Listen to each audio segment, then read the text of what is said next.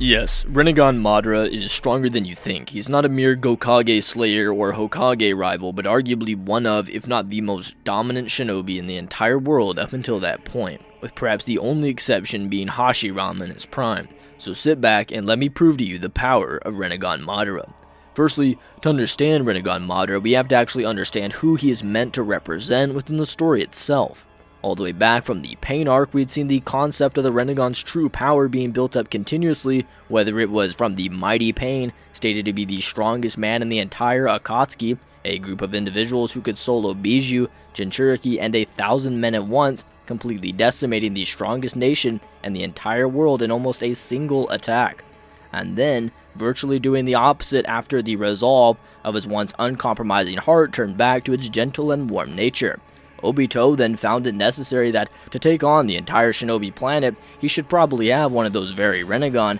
and we come to know that these are merely the eyes of Madara Uchiha, who can never even use their fullest ability and only a reflection of them when he completely beat down the Gokage, the stated strongest shinobi in the world, and wasn't ever even amused until the thought of a fight with Hashirama came about, who was previously just explained to be this mythical god of shinobi type fighter who's been built up for the last 600 chapters, give or take, I kid you not. Upon being revived in a body literally inferior to Kid Sasuke, his reanimation wood style was stated to be a heavenly gift of extraordinary power by the 10th anniversary guide for the anime, even commenting back on it, which Databook 2 once did directly in calling it an all-powerful technique capable of offense, defense, capture, and even the creation of Konoha wouldn't be possible without this jutsu. Databook 4, even 2 databooks later, states that Hashirama's cells are merely just evidence for the fact that he was the strongest shinobi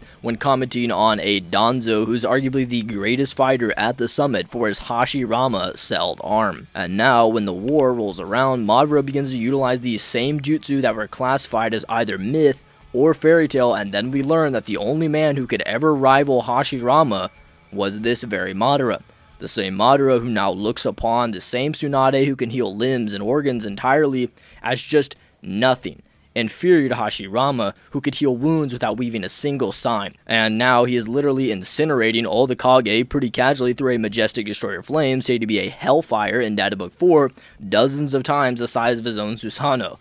I kid you not. But what if I just said that Rinnegan Madara is just leagues above his Edo Tensei counterpart, with Kabuto even almost foreshadowing this very idea, if you can believe it. A narrative writing method that Kishimoto commonly employs, which for the purpose of this video we can call level jumps, are essentially where Kishimoto recognizes a natural future power creep of some given characters. Let's call them character A, and so implements usually 2 characters, call them X and Y, that far exceed the highest end of the power creep, and character A before they are introduced, so that when X and Y come back later, after character A has been revealed and fully fleshed out, things seem far more natural. The best example is Itachi and Pain, who are both introduced as a literal level tier above the strongest fighters in the entire world, being the 5 Kage, and more importantly, the legendary Sannin. Not just beating them, but then also taking on their higher forms, so that when Itachi and Pain are reintroduced, it feels more natural for the Gokage's power.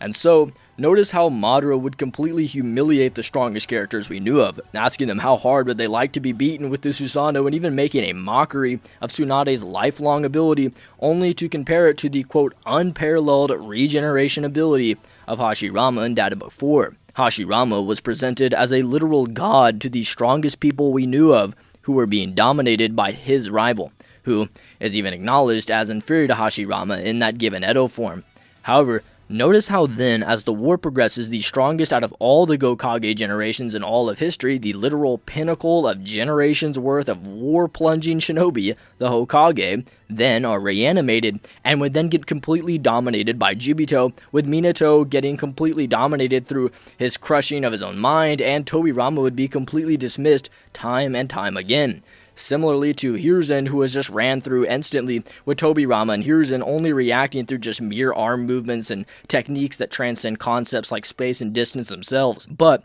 what's the chief claim of Jubito? It's that Hashirama's clone states that he's even stronger than him, which he remarks in a way for the others to seemingly acknowledge the consensus of Hashirama being the strongest character there on the allied side. And then, it's only when Naruto and Sasuke combine their attacks together through using Sage Mode stacked onto the same KCM2 that could slap away 5 Bijou Bombs at the same time that they can actually push Jubito onto the back foot. And, when doing so, Kishimoto then ties Hashirama and Madara back in from when he used them to establish Jubito in the first place, through comparing Naruto and Sasuke as two shinobi who are on track to one day surpass Madara and Hashirama in their prime, with Tobirama himself stating that Sasuke is an Uchiha who shows the same potential of Madara, with Orochimaru corroborating that, stating that his gut tells him based on everything he's learned throughout his entire life that Sasuke will one day be a shinobi to surpass Madara, showing how Sasuke is fighting this character who was likely even above the same Edo Madara who just tore through the strongest characters around, but is only now on track to surpass the Madara who's in his prime. Notice the strategy and distinction. Kishimoto uses Madara and Hashirama as a way to eclipse the entire shinobi world, so that when Obito merges with the literal Ten Tails, it wasn't such an unnatural creep, but then ties Madara and Hashirama back in after as the pinnacle of the verse, but with a distinction of in their primes being made. However, let's pause for a moment and realize what made Madara such a monster. His prime body, and then what made him some hypothesized fusion that could surpass Hashirama, his enhanced Edo body. And so, after Jubito falls at the hands of Naruto and Sasuke, Madara rises through the combining of both of those factors, as to why he says that he and Kabuto must have thought so similarly. It's the combination of the two polar opposites that give rise to all things in the universe, as Madara once so desperately clung to. Which is why he was shocked that Kabuto had modified him in such a way without actually reading the stone tablet, demonstrating a pretty clear connection between the two ideas. Madara is now representing the rebellion of destiny itself. He didn't accept death on that very day. Madara wouldn't accept death and fate by the only friend he's ever known, the only person he's ever trusted. Madara would hide out for the rest of his age, rotting in a cave, only to plot his revenge with a grafted piece of his once friend's flesh staring down the barrel of a dark and cruel world alongside Madara, until eventually his world and destiny would be illuminated by the eye of the Sage of Six Paths, the Rinnegan. It was perhaps a glimpse at a new, radiating destiny, a circumvention of fate. Madara realized that he and Hashirama were unstoppable together, so he decided to become that unity. He decided to take Hashirama's power and make it his own. He decided to take Hashirama's words and justify his actions, and defy his destiny. He brought himself back from the dead, and ultimately, the Uchiha ghost, the demon the world tried to forget, was raised from the dead and dwelt among the world of the living once again. Yet notice how when Madara is revived, even without his eyes, he's screaming for excitement about this, being the true form he's needed for his goal, so that he could fight for real, possibly implying that all he'd ever been doing to the Kage and Edo Hashirama was nothing to what he planned to accomplish here. With this perhaps being a body that he would plan to actually use to take down Jubito, who he recognized as being capable of making all the Hokage beg for mercy.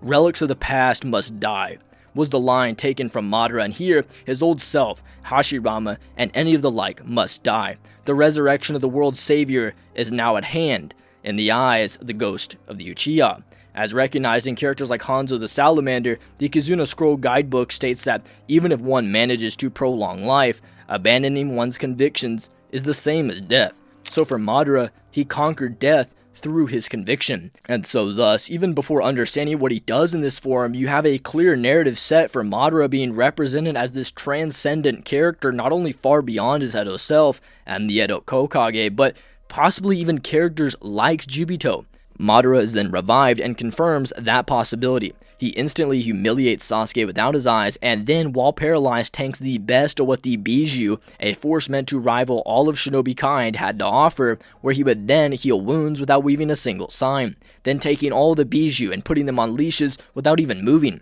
You see what he's doing here? He's not just justifying his actions with Hashirama's literal words to Tobirama, but he's actually doing everything that Hashirama was so acclaimed for, and even parallels Jibito in what he managed to accomplish, all to then stand over a battlefield he laid waste to, only to be surprise attacked by Tobirama, the fastest shinobi of their entire generation, through his space-transcending flying Raijin, and still leaving him pinned down to the ground, completely humiliated and useless. After dodging these same attacks that kept slamming Jibito into basically every position he ever was found disadvantaged in, with Madara still being considered the primary threat over Zetsu's Guru Yamato that could actually wield Hashirama's literal 1,000 arm cannon, yet in a pretty primitive state. However, still, that entity could completely stalemate Hiruzen, showing links for Madara to scale not just above Tobirama, and hence the same Minato stated to react in perfect synchronicity to that Tobirama, but also Hiruzen as well. He's literally surmounting all of the Hokage. And then, if you recall, what took down Jibito? Naruto and Sasuke, and so even blind Madara then engages Sasuke after previously blitzing Naruto and Sai without any sage energy whatsoever, where Sasuke, now with his EMS active, swings in at Madara, who dodges over 6 different sword swings, with the anime showing him flipping over Sasuke multiple times and even planting his feet for Sasuke to then stab him, which he then pulls the sword through his arm and simply tells Sasuke he has good moves, and his Sharingan is certainly a Choku Tomoe pattern, and that, quote, it might not be a bad idea for me to take your eyes until I get my Rinnegan back. As if to not only mock Sasuke, but to also suggest that he could take Sasuke's eye right here, and it wouldn't be much difficulty, although it wouldn't offer him the benefit of something like his Rinnegan. Like how much later he takes Kakashi's eye, capable of literally warping space apart at such a level that Data Book 3 states there's no defense against that jutsu and that it changes the dimension of the physical world, and yet that eye is literally just a tool for him to get his Rinnegan. Madara then sees Naruto trying to save Sasuke and uses his hiding in Ash jutsu, which could literally blast back Sage Naruto, who possibly even was burned by this jutsu. And what was the greatest amp that he got in Sage mode? Well, it was probably durability, prompting Hashirama to then note that he's regaining his past strength. But even then, before he completely managed to mangle the Bijou, let's analyze just how insane what he did to Sasuke actually was. Sasuke and Madara both have access to their Susanoo. However, Madara has a form of the Susanoo that's actually of a higher level than the peak form of Sasuke, that being the perfect Susanoo. And since we can deduce that the Susanoo stages linearly increase as the user's power through a greater manipulation of a potent chakra, Madara would then actually scale above that Naruto and Sasuke who were pressing Jibito. And the craziest aspect of that is that this is only accounting for a blind Madara, not a Rinnegan Madara, who would obviously be far more powerful, as the previous comparison plus the later Rinnegan allowing for Madara to go from losing and getting cut in half by Naruto and Sasuke, to then sending over a dozen Shabaku Tensei in the air and parrying off Naruto without even moving his main body, and forcing Sasuke's Susanoo and Naruto's Bijou Rasen Shuriken to come out, and Madara still succeeds in getting the Infinite Tsukiyomi off. Just this difference with the Rinnegan can make a case for why such an amp might actually be possible, and even wouldn't have the same negative drawbacks that we see like Obito, who could basically only take on a single one of Madara's eyes before basically going insane due to its quality, which would also give Madara the ability to absorb chakra, repel jutsu, have Rinnegan rods capable of pinning down both Tobirama and Hashirama, and possibly a very amplified version of the Soul Steel if you think that that's what Madara actually used to counter the Edo Tensei through basically gripping and forcing his soul to remain in place through that ability.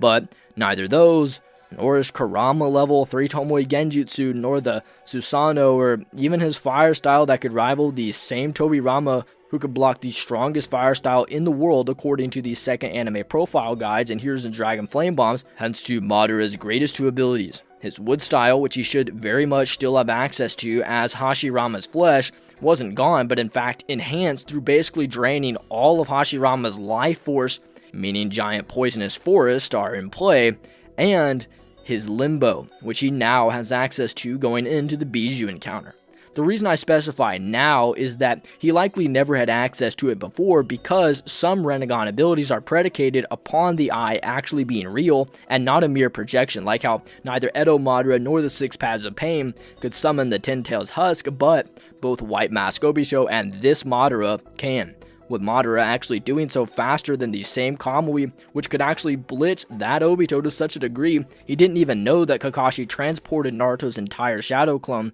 hence to why Data Book 4 says that Edo Madara is the strongest Uchiha without even using some sort of time article. But the Limbo is an ability that he uses which essentially has phantoms of himself existing in an imperceivable realm of reality adjacent to our own, which are perfect for striking the enemy's openings, with it also stating that these, quote, shadows boast power nearly equal to the caster themselves, while being utterly invisible and untouchable in the real world. To those who face them, they are overwhelming enemies, inescapable and impossible to counterattack, close quote. So, take an example like Itachi Susanoo, which has access to literal ethereal, non-physical spiritual weapons that can actually alter every single one of their properties to mitigate an oncoming attack, and yet one of these Limbo clones could probably just walk around the Yadamir and one-shot Itachi. I kid you not.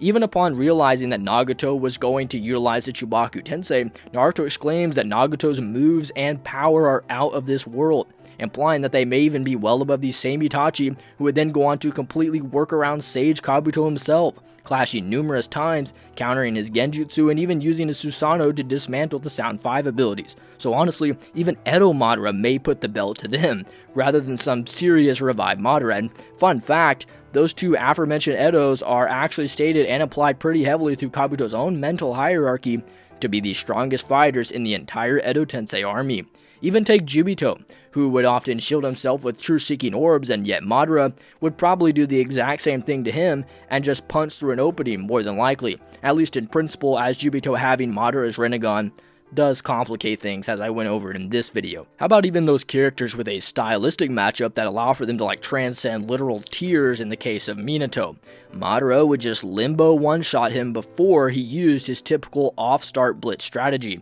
And honestly, even Madara could actually solo the entire Akatsuki without using a single attack, just by virtue of these clones. You get the point. What are people actually supposed to do against this arsenal? I mean, Data Book 4 even tells us the obvious, that his Susanoo alone overwhelmed Naruto and the Gokage, that his power transcends basically every shinobi ever except for possibly Indra, Ashura, and Hashirama, which we'll come back to. And so, with wood style mastery to the point of using several wood clones, possibly like 20, a wood dragon that could completely suppress and overpower KCM2 Naruto's avatar, and a perfect Susanoo that can not only rival all the Bijou, but also a wood golem which is stated to be equal to Madara's Ninetales, with the wood dragon also then getting further praise in Data Book 4 as not only a jutsu that can, quote, make the Ninetales groan in pain, but also is that it seems to have left a strong impression on Madara,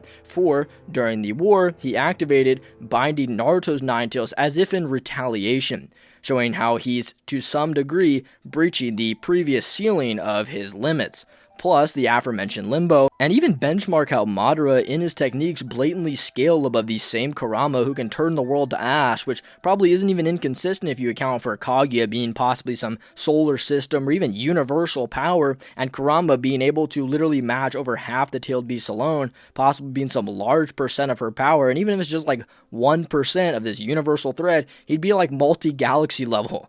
And it's just as we said though, he's transcending beyond his destiny. Hence to why Viz added on the line that Madara was the most powerful villain the shinobi world had ever seen in the back of volume 69. Which, if you were to take that as any bit authoritative, is not just insane for Madara, but again, it's not inconsistent either. Madara even has far more abilities beyond this, such as Shingai Tensei, in that he can drop literal meteors down from the sky, possibly pulling them from the asteroid belt. But going back to Madara, then he completely progressed to dominate the Bijou. If you'll notice how he originally went into Reckless as if a means to perhaps demonstrate Hashirama's regeneration, until later he uses Limbo, likely with his Phantoms utilizing the Susanoo, unless you think he can just jump up and one-shot Bijou with base Taijutsu, which may be consistent and dominates him, then that away. But also notice the complete honed mastery of Madara Susanoo, where he uses a V1 ribcage with a V2 skeletal arm and a V3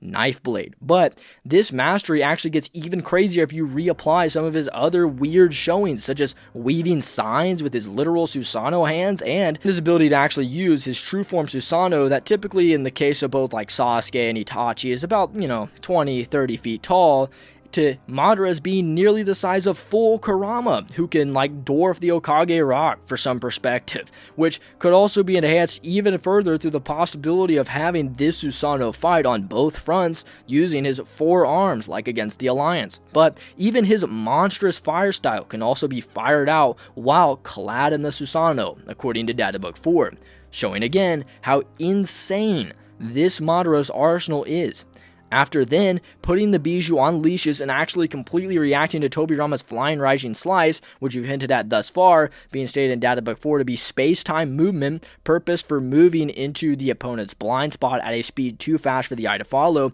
and yet the sensory allowed for him to completely evade it and stomp him, while then also folding Sasuke's plans, showing his sensory prowess for both of them, prompting the 2014 issue 9 of Shonen Jump to state that Madara had brought both Naruto and Sasuke to death's door. Madara Uchiha has shown through Sasuke, Naruto, the Bijou, the Hokage, and even the narrative that he is the strongest. However, before I close, I want to firstly remark that either Hashirama making the notorious claim of Madara regaining his past strength when he was basically blind and unable to use his full power after using the Rinnegan and Susanoo, that now he's a threat above basically having Kurama previously. He should also most certainly transcend any previous level of himself, which makes me briefly need to answer, how does Sage Rinnegan Madara relate to Hashirama, the strongest? And while this could be a whole video, I'm going to try to briefly sum a few points here so you might have a pretty entry-level idea of this discussion, being that in Databook 4 concerning his mighty cells, it states, quote, that peerless trait is one piece of evidence for the fact that Hashirama is the strongest shinobi. And shout out to my buddy Sage for bringing this statement to light. Now, this grants us a few different options of interpretation for what this statement actually means. Option A. This is addressing Hashirama as literally the strongest shinobi ever within confines of Naruto up until chapter 691, and would encapsulate characters like Ten Tails Madara, 8th Gate Guy, and since stronger fighters usually win the fight, the best conclusion is that Hashirama would basically just beat every shinobi. 8th Gate Guy, One-Eyed Jubidara, Jubito, etc. And we could also argue that maybe Hashirama was just never relative to Madara, but instead far above. Option B. This is addressing the common and more contextual belief that Hashirama was revered as the strongest shinobi, and such cells are merely evidence for that fact and or belief. The same file also addresses the possibility, since it states that his wood style, quote, led people to call Hashirama the strongest shinobi. So, perhaps these are merely just pushing the idea that there are given pieces of evidence that would lead to the conclusion of him being the strongest shinobi, although perhaps there's a blanket of ambiguity laying over whether he actually is or not. And lastly, option C, it doesn't actually matter. And if you're curious which one I subscribe to, it'd probably be option C. And what does it mean, it doesn't matter? What do I mean by that? Well, it's actually that its limitations have to be necessarily presupposed back onto this statement, unless you think that Hashirama and base could just beat Jubidara, which is probably a bit unreasonable. So you have to make some limitations, whether it's, well, it's probably in reference to Sage Mode, or, well, it probably omits 6 paths Naruto and Sasuke, or it might be Jutsu output, whatever else. And so with that, while this statement is authoritative and entirely canon, it doesn't hold a precedent above every other point or statement concerning Hashirama. And thus, we must utilize the principle of charity, which is basically just the concept that we ought to interpret two given variables in the most reasonable way so that both may be possible. And so let's not just look at like everything concerning Hashirama, but simply just his 4 other pages in his character file to show what I mean, where you'll see that it not only remarks that the two are basically remanifestations of the fate for Indra and Ashura, with it explicitly implying Madara was born with the talent and Hashirama the will, but it also even states that Madara was his eternal rival when they were alive. And this eternal rival may also be a categorical term similar to absolute defense, but I suppose, again, that's another conversation for another video. Elsewhere in Data Book 4, it calls this fight's difference between victory and defeat paper thin, even calling the two equally strong in this very statement, meaning that the only crazy assertion or new assertion you'll have for Hashirama here is that perhaps in Sage mode, he would beat Madara up. But this Madara actually would probably beat basically any other form of Hashirama, especially if you account for the Limbo, which is consistent with Hashirama's style of fighting throughout that encounter. But I suppose I could make an entire video on how Sage for Sage stacks up, but I think this is a good place to conclude this one. If you learned something, then subscribe. This video was very fun to write, and so please like and hype the video so more people can see it. And beyond that, may God bless you all. Love you guys.